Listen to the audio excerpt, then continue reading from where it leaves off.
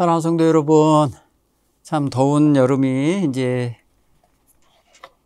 한참 다 갈 텐데, 여름에 여러분 건강 잃지 않도록 또 이 한 주간도 또 건강 잘 챙기시기 바랍니다. 이제 지난주에 공부한 문하세 임금의 이야기 이제 다시 한번 확인해 보고, 그리고 유다왕 아몬과 요시야 이야기로 이번 주에는 말씀을 상고하려고 합니다. 문하세라고 하는 임금이 히스기야 왕의 생명 연장 받은 그 기간에 태어났었잖아요. 그래서 12살에 예루살렘에서 왕이 돼서 55년간을 다스렸다고 그러는데, 이 왕이 아마 유다왕, 남쪽 유다왕 중에 가장 악한 왕으로 평가를 받고 있는 것 같아요. 하나님이 굉장히 실망하시고 속상하셔서 유다 왕국이 결국에는 망하게 되는 그러한 결정적인 역할을 하는 임금으로 평가를 하십니다. 그래서 그가 조상인 다윗의 훌륭한 믿음의 유훈을 따라서 살지 않고 자기 멋대로 자기도 범죄하고 자기도 악하고 자기도 우상 숭배에 빠질 뿐 아니라 유다 왕국 전체를 아주 죄덩어리로 만들었고 죄 구덩이에 끌고 들어가서 같이 망하게 만든 그런 임금이었어요.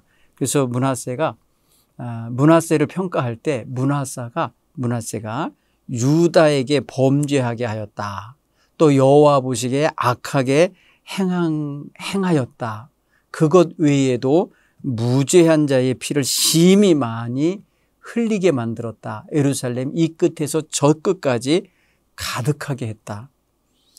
이건 정말 악하기 그지없는 임금에 대한 평가고, 그 다음에 다른 어떤 임금보다도 하나님 앞에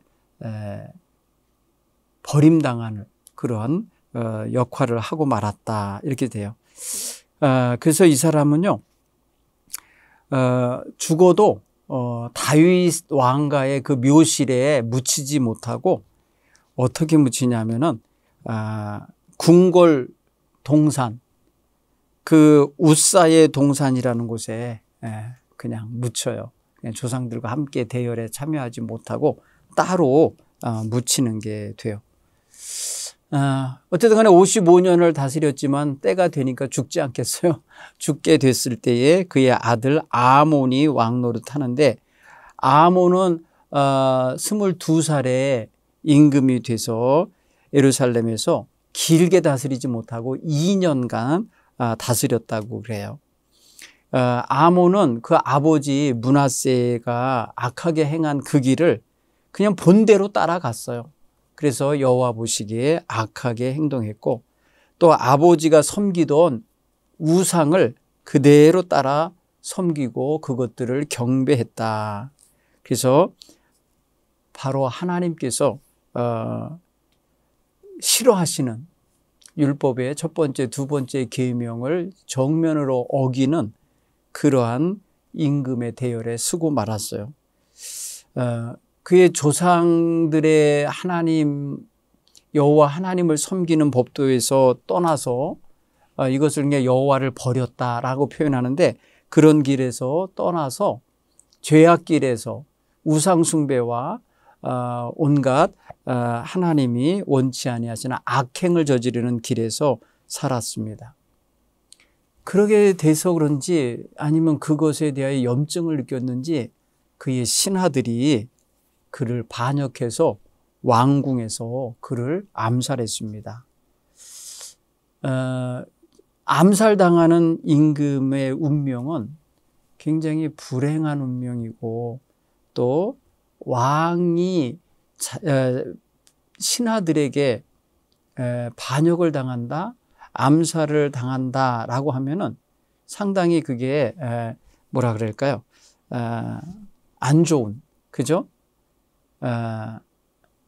그런 평가를 이미 국민들 스스로가 내렸다라고 할 수 있어요. 근데 또 백성들은 또 한편에서 임금을 죽이는 신하들이 어디 있어? 이렇게 하면서 자기의 임금을 암살했고 배반했던 사람들을 또 모조리 잡아 죽이는 그런 또 악한 또 악순환이 연속으로 일어나게 돼요. 그렇게 돼서 이제 드디어 등장하는 새 임금이 있는데 바로 아몬의 아들 요시야라고 하는 새 임금이 등장해요. 요시야는 성경에 보면은 8살 때 임금이 됐다고 합니다. 그 8살 때 임금이 된 이 요시야 임금이 이제 그래도 유다 임금들 가운데 좋게 평가받는 임금 가운데 마지막 임금이에요. 좋게 평가받는 임금 중에 마지막 임금. 8살짜리가 뭐 어떻게 했길래 칭찬을 받았겠어요. 8살짜리가 처음부터 그렇게 하나님께 이렇게 인정받는 게 아니고 그가 31년 동안 왕 노릇을 하는 과정에서 그는 그의 조상 다윗이 갔던 그런 거룩하고 신실한 길로 돌아섰기 때문에 그 악한 할아버지, 아버지의 길을 따르지 않고 저 멀리 있는 조상, 저 먼 세대, 그러니까 오래전에 돌아가신 다윗과 같은 훌륭한 임금을 모범 삼았기 때문에 그래요. 자, 오늘은 그래서 그 요시야 이야기를 중심으로 함께 공부하려고 합니다. 여러분 열왕기하 22장 오늘 1절로 20절을 읽고 23장까지 4장까지 함께 요시야의 관계에 대해서 공부하도록 하겠습니다. 먼저 성경 본문을 제가 읽어 드리겠습니다. 22장 1절로 20절 말씀이에요. 요시야가 왕위에 오를 때에 나이가 8세라 예루살렘에서 31년간 다스리니라. 그의 어머니 이름은 여디다요 보스갓 아다야의 딸이더라. 요시야가 여호와 보시기에 정직히 행하여 그의 조상 다윗의 모든 길로 행하고 좌우로 치우치지 아니하였더라.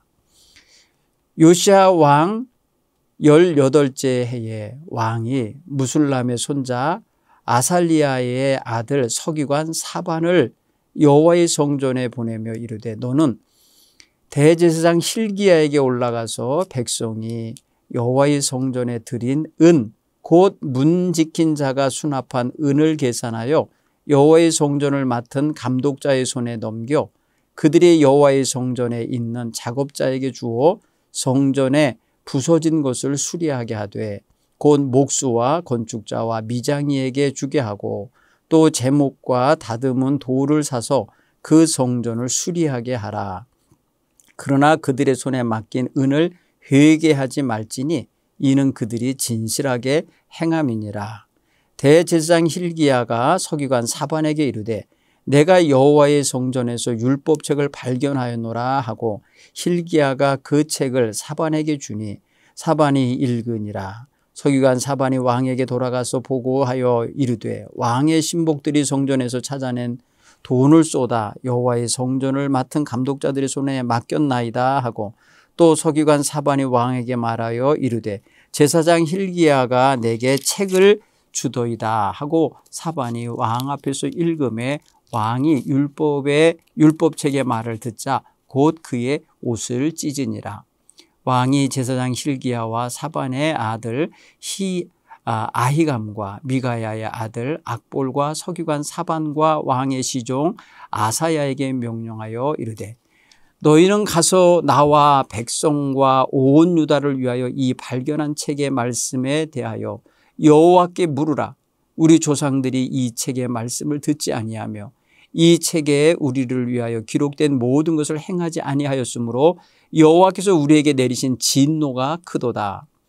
이에 제사장 hil기야와 또 아히감과 악볼과 사반과 아사야가 여선지 훌다에게로 나아가니 그는 할하스의 손자 디과의 아들로서 예복을 주관하는 살룸의 아내라. 예루살렘 둘째 구역에 거주하였더라. 그들이 그와 함께 말하매 훌다가 그들에게 이르되 이스라엘 하나님 여호와의 말씀이 너희는 너희를 내게 보낸 사람에게 말하기를 여호와의 말씀이 내가 이곳과 그 주민에게 재앙을 내리되 곧 유다 왕이 읽은 책의 모든 말대로 하리니 이는 이 백성이 나를 버리고 다른 신에게 분향하며 그들의 손의 모든 행위로 나를 경노하게 하였음이라. 그러므로 내가 이곳을 향하여 내린 진노가 꺼지지 아니하리라 하라 하셨느니라. 너희를 보내 여호와께 묻게 한 유다 왕에게는 너희가 이렇게 말하라. 이스라엘 하나님 여호와가 이같이 말씀하셨느니라. 네가 들은 말들에 대해서는 내가 이곳과 그 주민에게 대하여 빈터가 되고 저주가 되리라 한 말을 네가 듣고 마음이 부드러워져서 여호와 앞 곧 내 앞에서 겸비하여 옷을 찢고 통곡하였으므로 나도 네 말을 들었노라. 여호와가 말하였느니라. 그러므로 보라 내가 너로 너희의 조상들에게 돌아가서 평안히 묘실로 들어가게 하리니 내가 이곳에 내리는 모든 재앙을 네 눈이 보지 못하리라 하셨느니라 하니 사자들이 왕에게 보고하니라. 아멘.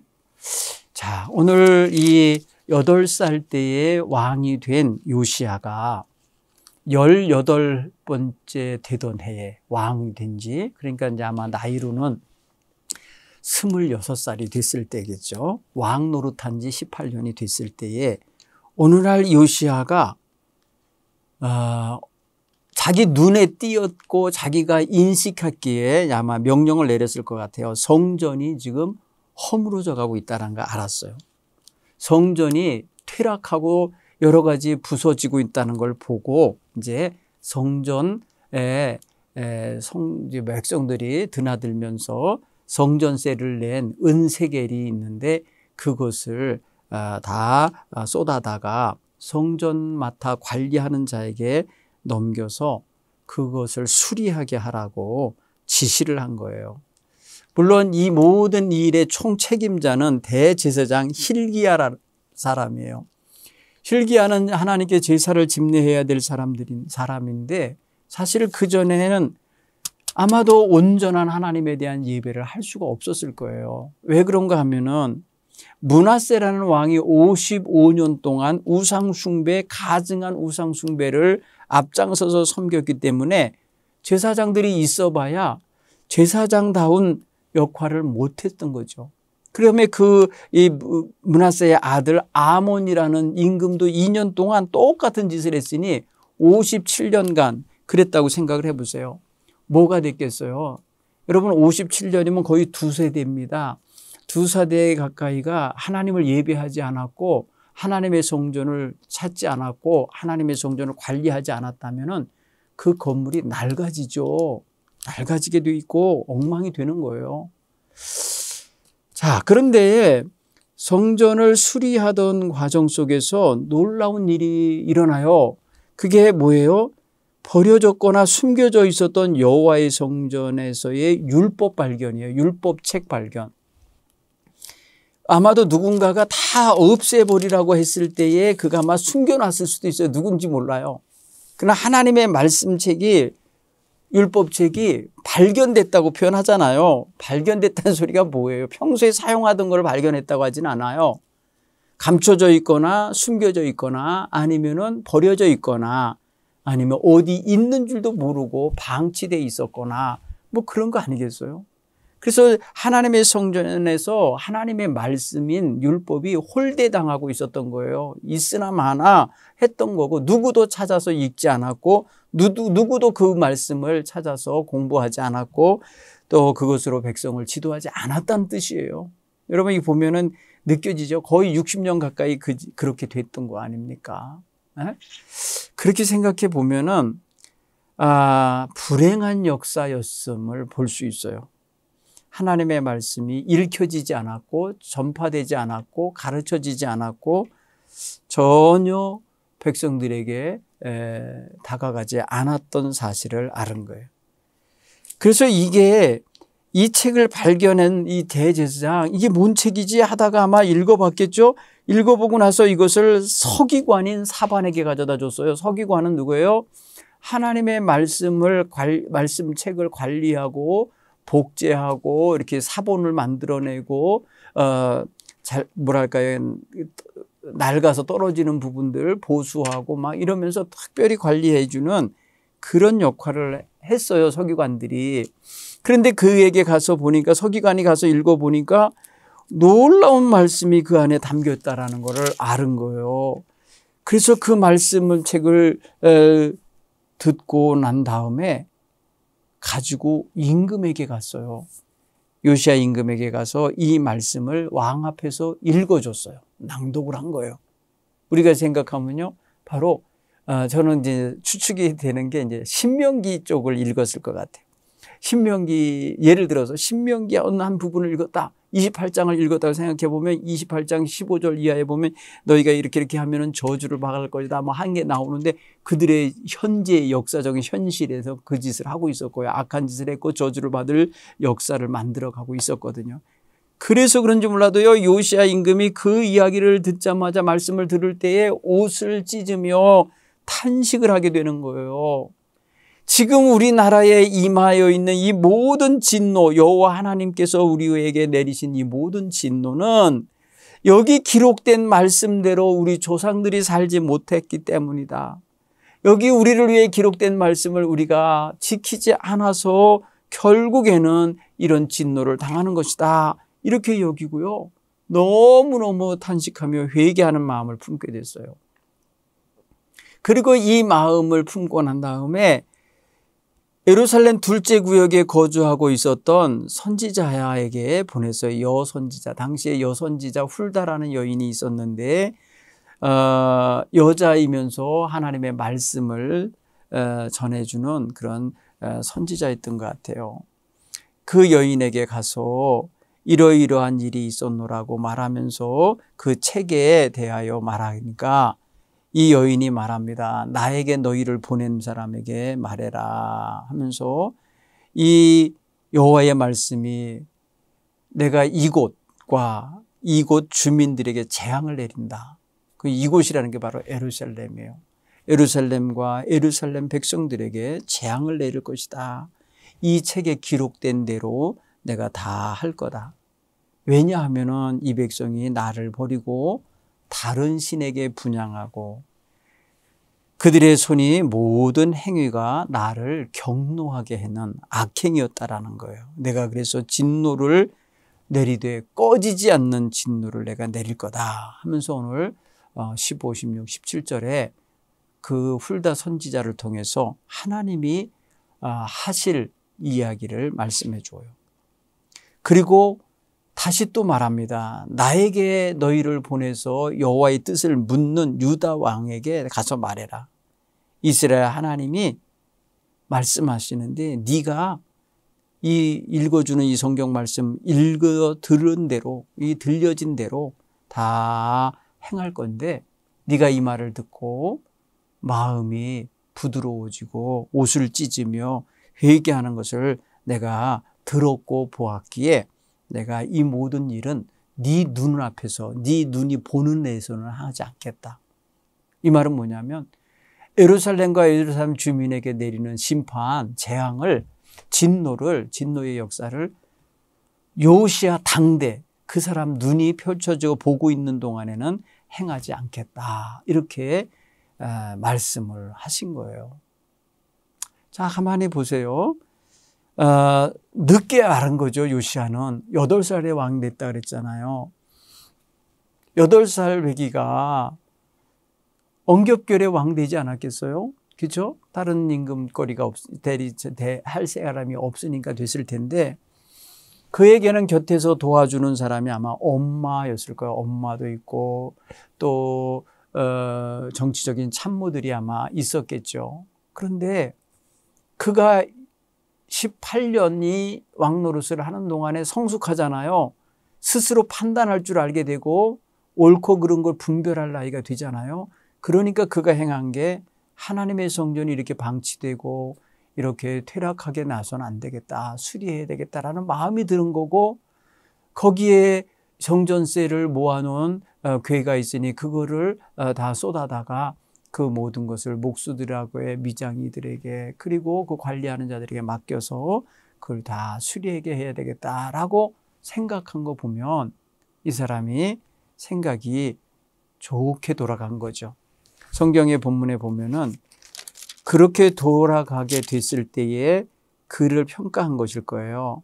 2절에 요시야가 여호와 보시기에 정직히 행하여 그의 조상 다윗의 모든 길로 행하고 좌우로 치우치지 아니하였더라.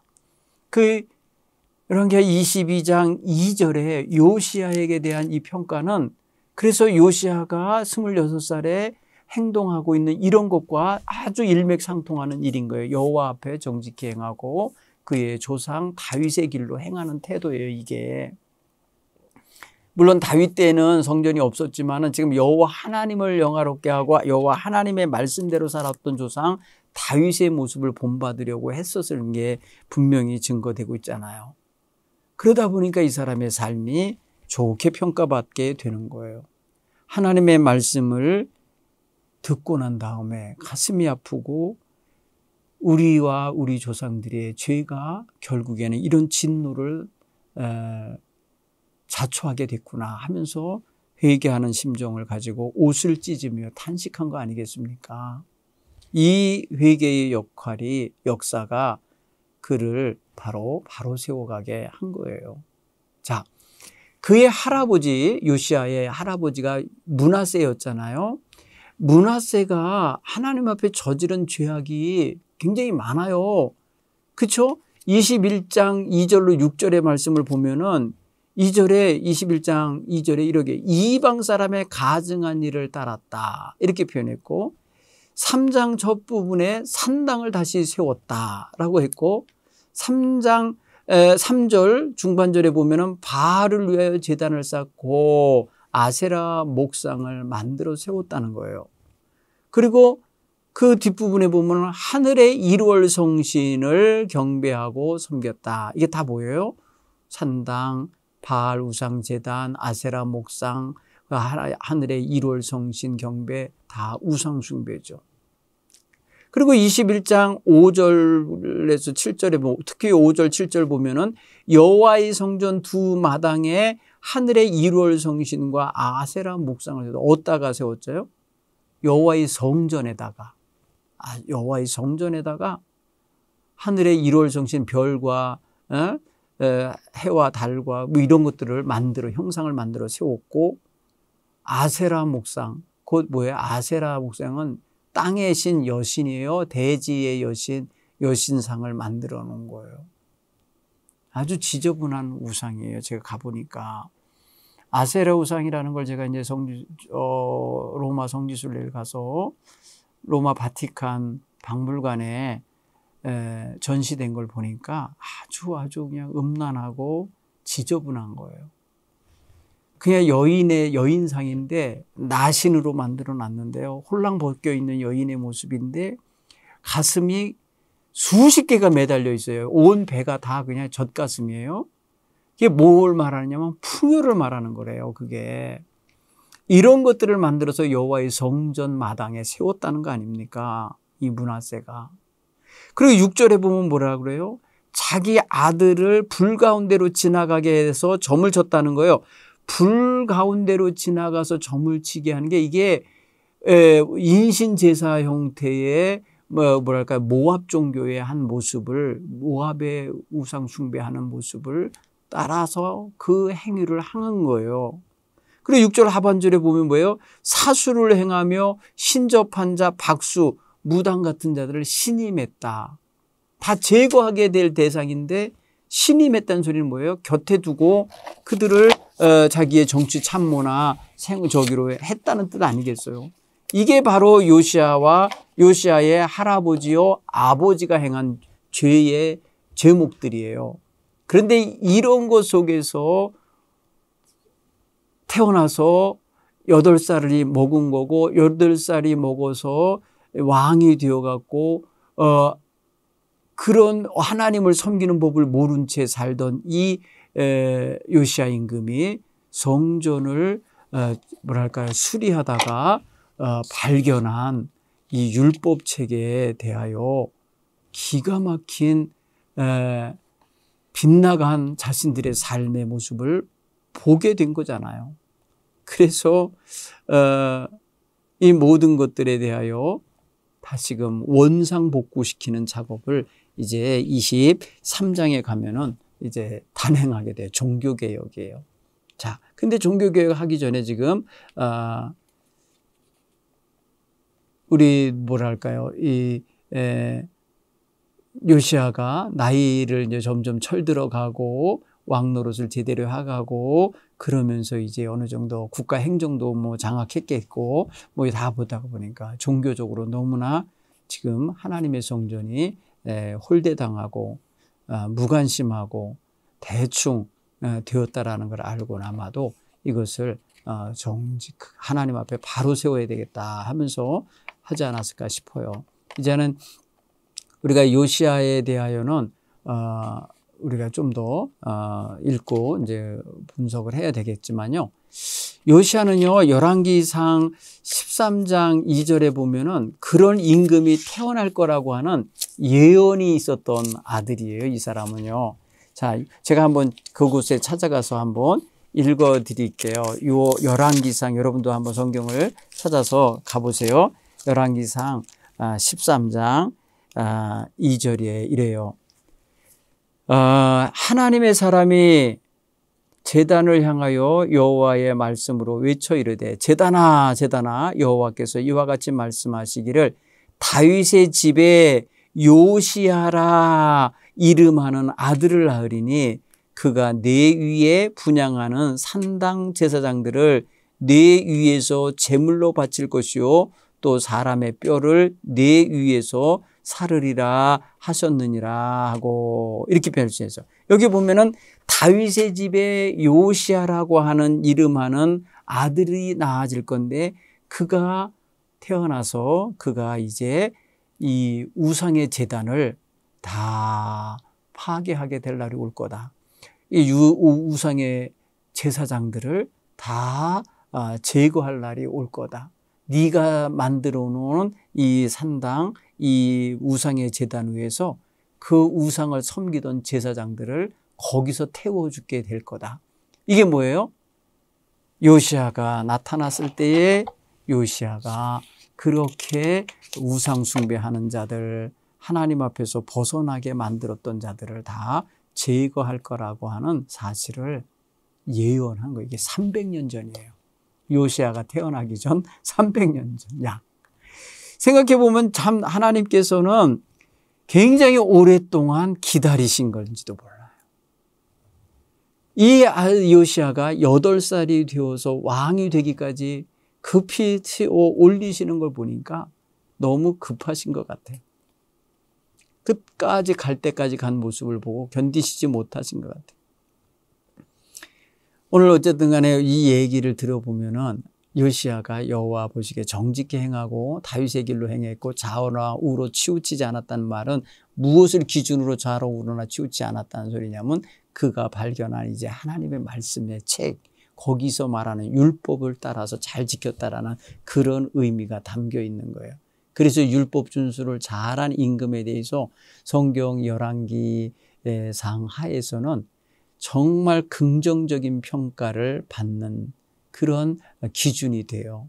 특히 요시야 같은 사람은 율법을 준수하여 좌로나 우로나 치우치지 않았다는 이러한 평가를 받는 긍정적인 평가를 받는 왕이라고요. 다른 임금들은요, 정직히 행했다, 보시기에 뭐 옳게 했다, 뭐 그랬지만은 산당을 제거하지 않았다라는 토가 달아요. 산당은 그대로 두었다라는 그런 말들을 말해요. 그런데 요시야에 대해서는 산당을 제거하지 않았다라는 말이 없어요. 결국 뭐예요? 산당을 제거했기 때문에 그래요. 여러분 그거에 대한 거는 이제 23장 제가 다시 읽으면서 말씀드릴게요. 그 속에 담겨 있어요. 정말 요시야는 여호와의 말씀을 발견하고 고지곳대로 그대로 행동합니다. 그래서 그대로 그 율법에 말씀한 대로 산당이 있게 하지 않아요. 그런가 하면은 뭐예요? 아세라 목상, 그 다음에 그 바알 우상 다 제거하게 되는 거예요. 그런 이야기들을 한번 더 읽어보게요. 네. 자, 23장에 보니까 그래요. 왕이 보내 유다와 예루살렘의 모든 장로들을 자기에게로 모으고 이에 왕이 여호와의 성전에 올라가매 유다 모든 사람과 예루살렘 주민과 제사장들과 선지자들과 모든 백성이 노소를 막론하고 다 왕과 함께 한지라. 왕이 여호와의 성전 안에서 발견한 언약책의 모든 말씀을 읽어 무리들 귀에 들리니 왕이 제단 위에 서서 여호와 앞에서 언약을 세우되 마음을 다하고 뜻을 다하여 여호와께 순종하고 그 계명과 법도와 율례를 지켜 이 책에 기록된 이 언약의 말씀을 이루게 하리라 하매 백성들이 다 그 언약을 따르기로 하니라. 보세요. 1절로 4절, 3절에 보니까 요시야가 그 하나님 말씀 발견하고 가슴이 아프고 찢어지는 그런 회개의 심정을 가지고 지금 보여요. 백성의 지도자들을 다 자기에게 불러 모았고 백성들까지도 오게 해서 남녀노소 다 불러 모은 거예요. 그리고 그들 앞에 발견한 그 율법책을 읽어주게 했어요. 자, 생각해 보세요. 온 백성이 처음 듣는 말씀일 거예요. 그렇죠? 온 백성이 이 말씀을 다 듣고 막 귀가 쟁쟁 울렸을 거예요. 가슴에 막 두근두근 했을 거예요. 야, 이게 지금 우리가 하나님 말씀대로 전혀 살지 못했구나라는 걸 알았을 거예요. 그리고 왕이 의지를 밝혀요. 뭐라고 그랬냐면 여호와 앞에서 언약을 세우되 마음을 다하고 뜻을 다하여 여호와께 순종하고 그 계명과 법도와 율례를 지켜 이 책에 기록된 대로 다 이루리라 이렇게 선포를 하니까 이 말씀대로 할 거다 이렇게 말하니까 백성들이 다 따르기로 언약을 했다는 거예요. 자, 분위기가 어떻습니까? 종교 개혁이 일어나는 것을 왕을 비롯하여 신하들과 지도자들 그리고 뭐예요? 백성들까지 다 함께 동의했다는 거예요. 그래서 요시야가 한 거 보세요. 왕이 제사장, 대제사장 hilge와 모든 부제사장들과 문 지키는 자들에게 명령하여 바알과 아세라와 하늘의 1월 성신을 위하여 만든 모든 그릇들을 여호와의 성전에서 내다가 예루살렘 바깥 기드론 밭에서 불사르고 그것들의 재를 베델로 가져가게 하고 아까 베델에 대해서 예언 나왔잖아요. 300년 전 예언. 옛적 유다 왕들이 세워 유다 모든 성읍과 예루살렘 주위의 산당들에서 분향하여 우상을 섬기게 한 제사장들을 폐하며 또 바알과 해와 달과 별대와 하늘의 모든 별에게 분향하던 자들을 폐하고 이 제사장들 다 폐위시킨 거예요. 그 위치에서 다 내려나게 하고 여호와의 성전에서 아세라 상을 내다가 예루살렘 바깥 기드론 시내에 가져다가 거기서 불사르고 빻아서 가루를 만들어 그 가루를 평민의 묘지에 뿌리고 또 여호와의 성전에서 남창의 집을 헐었으니 그곳은 여인이 아세라를 위하여 휘장을 짜는 처소였더라. 또 유다 각 성읍에서 모든 제사장을 불러오고 또 제사장이 분향하던 산당을 게바에서부터 부엘세바까지 더럽게 하고 그러니까 그들이 섬기던 산당을 아주 모욕하고 더럽게 만드는 거예요. 이거 버린다는 뜻이에요. 파괴한다는 뜻이에요. 또 성문의 산당들을 헐어 버렸으니 이 산당들은 그 성읍의 지도자 여호수아의 대문 어귀 곧 성문 왼쪽에 있었더라. 산당들의 제사장들은 예루살렘 여호와의 제단에 올라가지 못하고 다만 그의 형제 중에서 무교병을 먹을 뿐이었더라. 그러니까 산당 제사에 봉사했던 제사장들은 여호와 하나님을 섬기는 제사장들이 올라가는 제단에 올라가지 못하게 자격을 박탈한 거예요. 또 왕이 흰놈의 아들 골짜기에 도벳을 더럽게 하여 어떤 사람도 몰록에게 드리기 위하여 자기 자녀를 불로 지나가지 못하게 하고 할아버지가 하던 일이잖아요.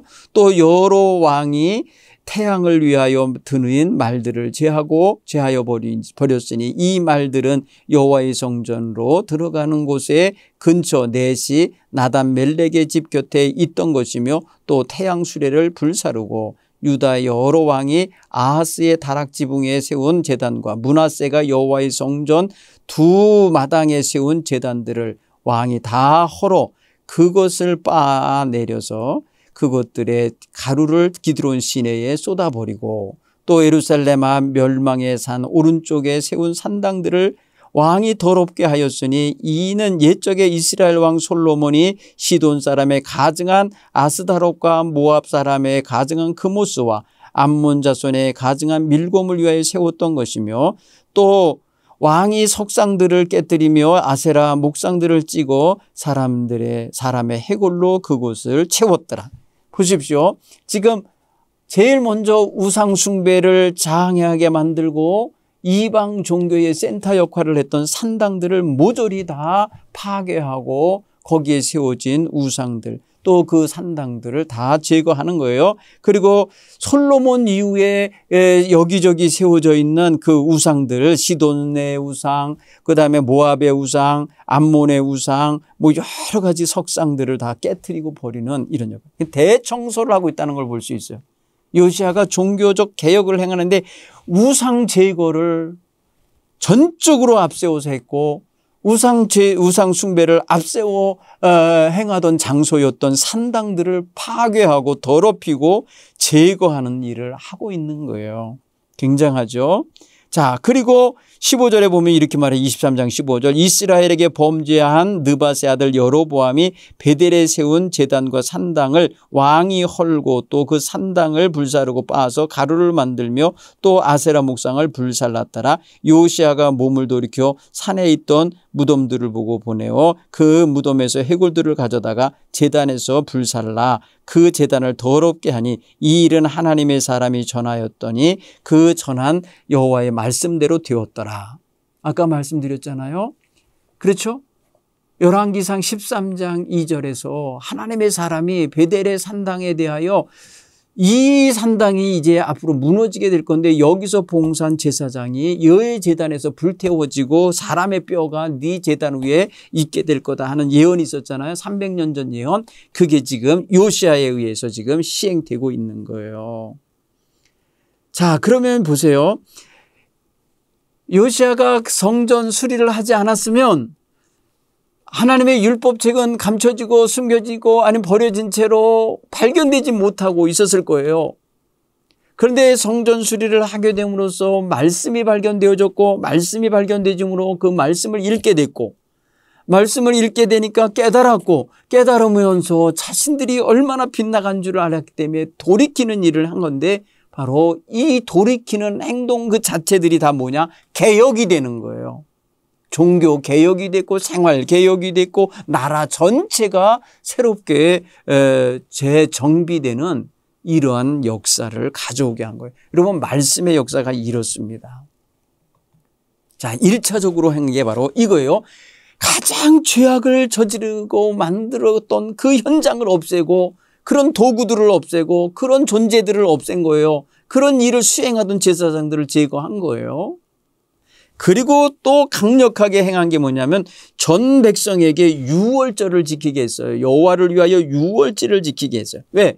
유월절이 뭡니까? 이스라엘 백성과 하나님의 관계를 맺던 이스라엘 민족으로서 하나님을 처음으로 경험하게 했던 사건이 출애굽이잖아요. 출애굽할 때에 애굽에서 종살이 하던 노예들이 출발하기 바로 전날 유월절을 행했잖아요. 그게 뭐예요? 하나님의 구원의 역사란 말이에요. 애굽의 모든 장자들 초태생들을 다 죽이던 그 밤에 이스라엘의 초태생들과 장자들 다 살려주시고 구원해 내셨고 그리고 나서 그들을 애굽에서부터 전체를 다 구원해내는 출애굽의 역사가 있었던 때 그때 처음 행한 식사 모임 그리고 하나님과의 관계 형성이 바로 유월절이라고 하는 이러한 놀라운 행사를 통해서 했단 말이에요. 그래서 이스라엘 백성이 대대로 지키라고 했었는 건데 대대로 지키기는커녕 하나님의 율법책도 집어던지고 들쳐도 안 보고 그러고 있었던 이 역사 때문에 유월절이 한참 동안 없었다는 뜻이죠. 그러니까 유월절을 지키게 했습니다. 오늘 성경 본문에 보면 23장 22절에 사사가 이스라엘을 다스린 시대부터 이스라엘 여러 왕의 시대와 유다 여러 왕의 시대에 이렇게 유월절을 지킨 일이 없었다는 거예요. 그럼 무슨 소리예요? 이스라엘의 왕들이 유월절 행사를 이 요시야가 지키는 것처럼 대대적으로 전 국민이 함께 참여하여서 지킨 일이 없었다는 거예요. 결국 뭐예요? 하나님과의 관계 속에서 이 절기 중에 최고의 절기인 유월절이 그렇게 강조되지도 않았고 백성들의 마음속에 깊이 인식되지도 못하게 살았던 모양이에요. 근데 요시야가 아마도 그 이전에 어떤 임금들 때보다 유월절을 크게 온전히 지켰다는 거예요. 이게 요시야 왕이 18왕 된 지 18년이 됐을 때 예루살렘에서 이렇게 했다는 거예요. 자, 보세요. 이 해가 굉장히 중요한 해예요.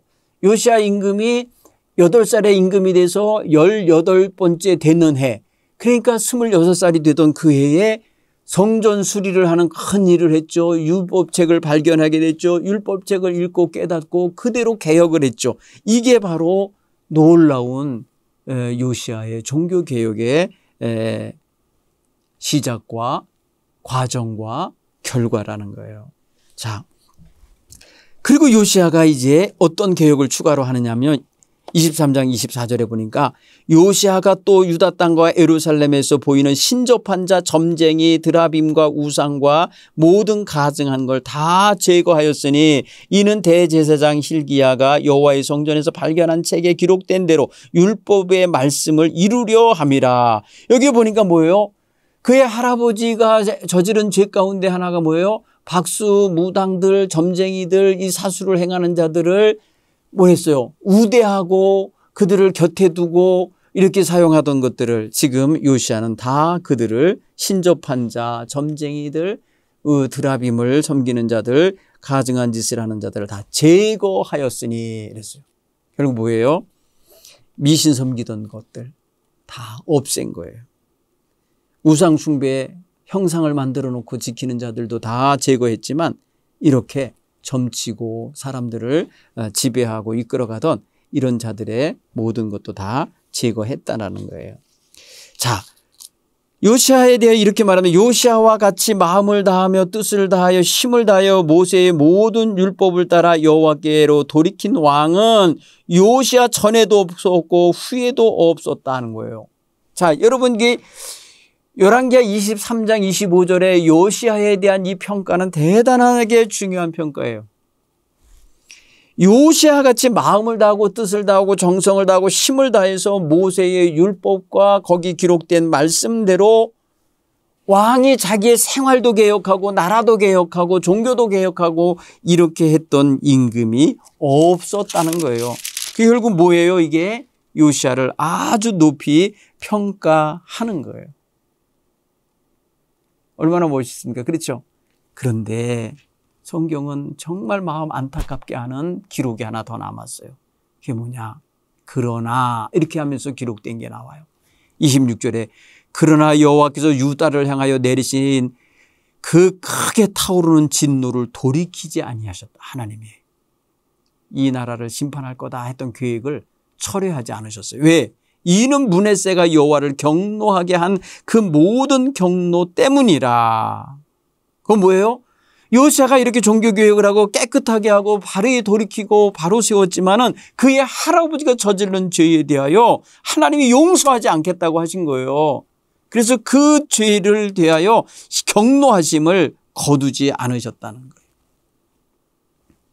여호와께서 이르시되 내가 이스라엘을 물리친 것 같이 유다도 내 앞에서 물리치며 내가 택한 이 성 예루살렘과 내 이름을 거기 두리라 한 이 성전을 버리리라. 안타까워요. 요시야는 성전을 수리하고 바로잡으려고 애썼지만은 하나님은 이미 그의 할아버지 므낫세 때 이들에 대한 심판과 이들에 대한 경노하심으로 인하여 버리신 거예요. 마음에서 이미 버린 거예요. 이게 저는 성경에서 제일 안타까워요. 이 부분이 열왕기하 23장 26절 27절 요 부분이 요시야에 그렇게 31년 동안 수고하고 애썼음에도 불구하고 하나님의 용서가 그 백성에게 주어지지 않았다는 사실이 너무너무 안타깝고 속상해. 그러니까 뭐예요? 때가 늦은 것 같은 느낌이 들어요. 결국은 요시야도 이렇게 행하다가 그만 애굽 왕 바로 느고라는 자가 군대를 이끌고 저 북쪽 아수르를 치려고 덤벼 올라올 때에 요시야가 그 가는 길을 가로막는 바람에 요시야가 안 해도 되는 전쟁을 치르러 나가는 바람에 무기또라는 곳에서 그만 애굽 왕 느고의 군대에 의해서 죽임당하고 말아요. 39살에. 저는 이것도 아쉬워요. 요시야가 왜 지네들끼리 싸울 전쟁을 그냥 내버려 두지 그걸 왜 중간에 끼어들어서 그걸 좀 가서 막아보려고 그거 우리 땅 못 지나가게 하겠다고 아마 했을 거예요. 왜냐하면 남쪽에 있는 애굽 왕이 북쪽에 있는 아수르를 치러 가려면 그 중간에 있는 요시야의 나라를 밟고 지나가야 되거든요. 여러분 옛날 1492년에 임진왜란이 일어났잖아요. 그때 임진왜란 때 무슨 일이 있었던 건 줄 아세요? 일본이 우리에게 길 좀 내달라고 명나라를 내가 치러 갈 테니까 니네 땅 좀 밟고 지나가게 해달라고 했었어요. 사실은 그게 뭐예요? 우리나라를 점령하고 명나라로 가려고 했던 거였죠, 사실은. 근데 그것을 막아냈잖아요. 안 된다고. 그러니까 그냥 진짜 속내를 드러낸 거 아닙니까? 그래서 쳐들어온 거 아니에요. 그래서 30만 명 가까운 일본 외병들이 우리나라를 아주 잿더미로 만든 거 아닙니까? 그때의 이순신 장군이 바다에서 그들의 내륙으로 들어가려고 하는 추가 군사 오는 자들을 다 막아낸 거고, 그래서 명나라에서도 17만 명의 병사들을 우리나라로 파병해서 결국 일본을 물리치게 된 거예요. 사실은 애썼죠. 중간에서 싸우느라고 애쓴 거죠. 사실은 힘이 없었던 당시이기도 해요. 선조 임금이 힘이 없던 시대이고, 그 당시에 일본에 대해서 왜라고 했거든요. 그 나라에 대해서 경계해야 한다고 그렇게 주청을 들었던 유성룡 같은 지도자들의 말이 외면당했어요. 결국은 편안하다고 말한 사람들, 아무 일 없을 거라고 말한 사람들의 말을 그냥 굳건히 믿고 있다가 당한 거죠. 여러분, 우리나라가 이렇게 큰 나라들, 힘 있는 나라들 틈바구니에서 고생했던 게 수백 년 전부터 있었어요. 그런데 오늘 이 이스라엘 땅 요시야 임금도 남쪽 애굽에서 북쪽 아수르를 치러 가는 이 바로 왕 느고가 자기 땅을 짓밟고 지나갈 것을 막으려고 하다가 그만 전쟁터에서 39살이라는 아까운 나이에 죽어요. 그래서 그 죽은 것 때문에 그는 그냥 수레에 실려와서 장사를 지내게 됩니다. 그리고 그의 아들 여호아하스라고 하는 아들이 23살 먹은 여호아하스라고 하는 요시야의 둘째 아들이 임금이 돼요. 여러분 여기까지 한번 보면서 우리가 요시야를 통해서 함께 좀 생각을 해보자고요. 요시야는 왕으로 즉위한 지 18년 되던 해에 무슨 공사를 했나요? 여호와의 성전 수리하는 수리 공사를 했어요. 보수 공사. 그때 공사하는 모습을 보니까 뭐 새로 짓는 게 아니고 퇴락한 부분, 낡은 부분들을 목수들, 미장이들, 그다음에 무슨 석공들 데려다가 하고 또 잘 다듬어진 돌들 사다가 꿰어 맞춘 거잖아요. 그죠? 그때에 이들이 일하는 거 보니까 아주 성실하게 했다고. 그래서 건축비 이런 보수비 나가는 거 계산하지 않을 만큼 그들이 아주 정직하게 진실하게 했다고 성경은 말해요. 이 말은 뭐예요? 그 일꾼들이 믿음직스러운 사람들이었다는 걸 알 수 있어요. 품삯도 제대로 주고, 그죠? 일도 제대로 하고, 떼먹는 거 없이. 그러게 너무 좋은 거죠. 자, 또 제사장들이 성전을 보수하는 과정에서 뭘 발견하나요? 수십 년 동안 숨겨져 있었는지, 버려져 있었는지, 감춰져 있었는지, 사람들 눈에 띄지 않던 율법책이 발견된 거예요. 아마도 이게 틈바구니에다 누가 살짝 보존하기 위해서 끼워놨을 것 같아요. 감춰놓은 것 같은 느낌이 들어요. 왜? 다 우상숭배를 하면 다 제거하고 없애는 판국이니까 누군가가 뜻있는 분이 누군가가 후대라도 발견했으면 좋겠다 해갖고 아마 어딘가 숨겨놨었던 것 같아요. 성경은 그 역사는 말하지 않지만 발견됐다는 사실. 발견됐다는 소리는 감춰져 있었거나 숨겨져 있어서 모르고 있었던 게 발견된 거예요. 이 율법책의 발견은 결국 놀라운 반응을 나타나죠. 특히 가장 크게 반응한 게 요시야, 젊은 임금 요시야의 반응이에요. 옷을 찢으며 단식하면서 깨달아요. 우리의 재앙이 다 이 율법의 말씀대로 지키지 않아서였구나라는 걸 생각해요. 얼마나 마음이 두근거리고 그 나라 그 백성들의 범죄를 눈으로 직접 보고 있었기 때문에 이게 얼마나 범죄였는지도 모르고 살았던 거잖아요. 수십 년 동안. 그런데 이게 하나님의 율법에 너무나도 정면으로 위배되는 행동이라는 걸 알고 가슴이 뛰는 거잖아요. 그래서 훌다라는 여인에게 찾아가서 어떻게 하면 좋을지, 이게 어떻게 하라는 뜻인지를 전부 이제 봤잖아요. 자, 율법책을 발견하고 그 뜻에 대하여 묻기 위해서 찾아가라고 보내진 대상이 있죠. 여선지자 훌다입니다. 이 훌다라는 여인은 아사야의 아내라고 성경은 말하고 있어요. 그리고 그 여인은 뭐라고 표현하냐. 이 모든 일들을 대로 기록된 대로 이루어질 거라는 거잖아요. 다만 이 말씀을 발견하고 읽고 깨달은 다음에 행한 요시야의 행동을 높이 평가하여서 요시야의 눈앞에서 그런 재앙이 벌어지는 건 일어나지 않을 거다. 그 재앙이 구체적인 건 뭐냐면 사실은 예루살렘을 버린다고 그런 거잖아요. 예루살렘 성전 파괴, 예루살렘 성에 불타는 역사. 그러니까 뭐예요?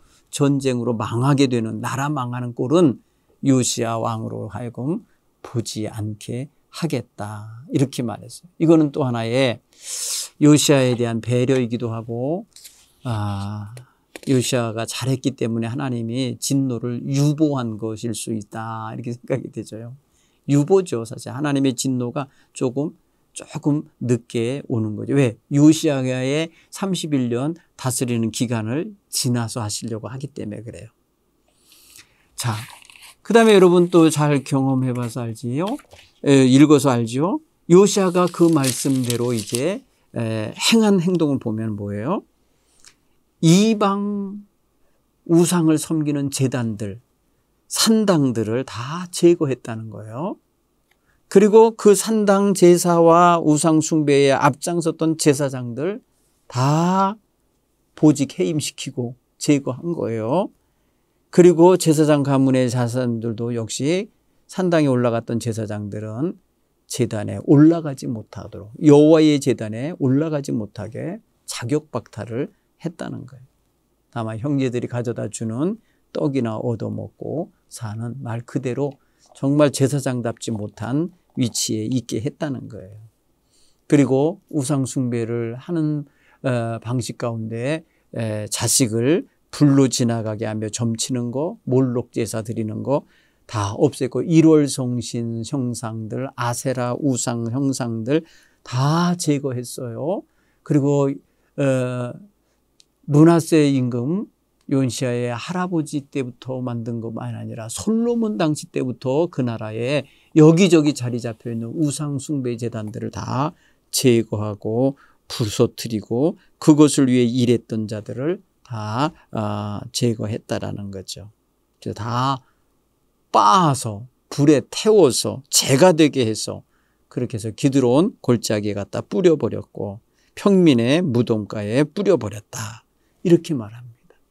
그리고 또한 유월절을 지키게 했다 그랬죠. 여러분 놀라운 구원의 역사를 체험하게 한 게 바로 체험하는 게 유월절인데 유월절 행사를 대대적으로 행하게 했다는 거예요. 그래서 가장 중요한 하나님과의 관계를 다시금 회복하고 고백하게 했다라고 했고 요시야 같은 임금이 전에도 없었고 그 이후에도 없었다고 할 만큼 기가 막히게 하나님께 향하여 가는 열정을 보였다.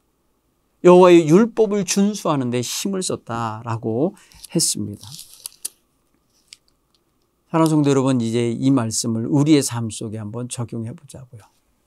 여러분, 우리가 하나님의 말씀을 발견하고 하나님의 말씀대로 살아가려고 좌우로 치우치지 않으려고 이렇게 행하는 건 정말 이상적인 성도의 모습입니다.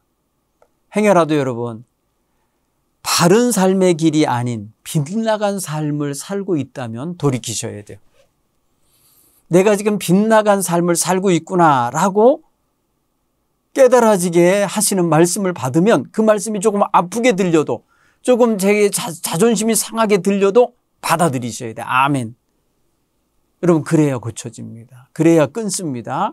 그래야 하나님 앞으로 돌이킬 수 있고 죄악의 길에서 떠날 수 있습니다. 그래야 그리스도인의 정체성을 회복할 수 있고 그래야 하나님 백성다워질 수 있습니다. 그래야 세상 죄악을 저지르는 사람들과 구별되고 우상 숭배하는 사람들과 구별될 수 있습니다. 한번 생각해 보세요. 오늘 적용해 보는 가운데 요시야 임금을 생각해 보세요. 요시야가 율법책을 발견했다고 하는 보고를 받고 그래 그 무슨 말씀이 들어있나 좀 읽어봐라 하고 읽어졌을 때에 그 말씀을 들으면서 어떻게 했어요? 마음이 괴로웠다는 거예요. 근심스럽고 근신하게 되는 자세를 갖게 됐다는 거예요. 이건 뭐예요? 깨달은 거예요. 말씀을 들으면 여러분 깨달아야 돼요. 한 귀로 듣고 한 귀로 흘려버리지면 안 돼요. 하나님의 말씀에 영양분이 있어요. 나를 자라게 하는 영양분이 있고 하나님의 말씀에 나를 전지작업하듯이 나를 다듬는 칼날 같은 아프게 하는 그런 강력한 힘도 있어요. 나에게 더럽고 추한 것을 깨트리고 씻어내는 하나님의 놀라운 역사를 일으키는 그러한 내용도 들어있어요. 그런 면에 있어서 하나님 말씀을 받는 자세 때로는 감사하게 기쁘게도 받고요. 때로는 여러분 뭐래요? 굉장히 괴로워하면서 슬퍼하면서도 받을 수 있으셔야 될 거예요. 하나님께서 하시는 일이라면 우리는 능히 다 할 수 있으셔야 되는데 하나님께서 무엇을 말씀하시든지 들을 수 있고 하나님께서 무엇을 명령하시든지 순종할 수 있는 이러한 성도들이 되셨으면 좋겠어요. 또 요시야가 종교개혁을 단행하잖아요. 종교개혁을 단행할 때 왕이라고 일방적으로 명령한 게 아니라 백성들을 다 자기 앞으로 모으는데 먼저 모든 장로들을 불러 모았다. 장로들이 뭐예요? 각 지파의 대표들일 수 있고 각 시족들의 대표일 수 있어요. 어른들이에요. 그들 다 불러 모았고 예루살렘 주민들과 유다 백성들, 제사장들, 서기관들 그리고 남녀노소 막론하고 다 임금과 함께 한자리에서 하나님의 성전 안에서 발견한 율법책을 다 읽고 자기가 가슴앓이 했던 그 가슴앓이를 온 무리와 함께 나눈 거예요. 공유. 여러분 하나님의 말씀을 나 혼자 읽고 그냥 덮어놓는 게 아니라 함께 그 말씀을 공유했다는 게 잘한 거예요. 오늘날 같이 성경이 각자마다 손에 들려 있는 게 아니고 각자마다 집에 있는 게 아니기 때문에 당시에는 이렇게 하나님의 말씀을 누군가가 서기관이나 이런 사람이 낭독을 했단 말이에요. 그러면 다 들으면서 그 말씀을 아멘으로 받아 먹었던 거죠. 그래서 그 아멘하는 자세가 바로 뭐였냐? 마음을 다하고 뜻을 다하고 여호와께 순종하자. 그래서 여호와의 율법서에 기록된 계명과 법도와 율례대로 우리가 지켜 행하자. 내가 그렇게 하겠다. 이렇게 선포하고 결정하고 결단하고 언약을 맺는 의식을 했다는 거예요. 저는 이런 게 멋있는 것 같아요. 여러분, 우리가 주일날 한 자리에서 한 목회자를 통해서 한 말씀을 함께 상고하게 되잖아요. 그때에 아멘 하면서 함께 결단할 때에 하나님은 그들을 통해서 놀라운 영광을 받으시는 줄 믿습니다. 하나님께서 그렇게 하시는 거예요. 자, 이 모든 걸 볼 때에 하나님께서는 우리의 삶이 하나님의 말씀에 준하여 이루어져 가고 펼쳐가기를 원하십니다. 그런 뜻에서 우리가 이번 한 주간 내 삶을 점검하면서 내가 정말 하나님의 말씀대로 최선을 다하여서 살아가고 있는지 점검해 볼 수 있기를 바랍니다. 요시야가 하나님 말씀을 발견하고 읽고 깨닫고 단행한 이 종교개혁, 이 종교개혁을 우리도 우리의 신앙개혁으로 승화시키고 발전시켜 갈 수 있는 지혜가 있었으면 좋겠어요. 우리 곁에도 이런 일을 할 수 있도록 도와주는 분들 있잖아요. 목회자도 있고 속회 지도자도 있고 또 선교의 임원들도 있고 서로 신앙의 멘토들이 있잖아요. 이분들과 함께 여러분 자기를 돌아보고 자기 신앙생활을 바로 세워나가는데 유익하도록 도움을 받으시기 바랍니다. 자, 이번 한 주간도 신앙생활 하는데 부족한 것이 무엇이 있었고 또 내가 한다고 하지만은 제대로 못하는 것은 또 무엇이 있고 내가 간다고 가지만은 잘못된 방향으로 가고 있는 건 아닌가 점검해 볼 수 있는 그런 신앙의 자세가 있기를 간절히 축원합니다. 한 주간도 잘 지내시기 바랍니다. 감사합니다.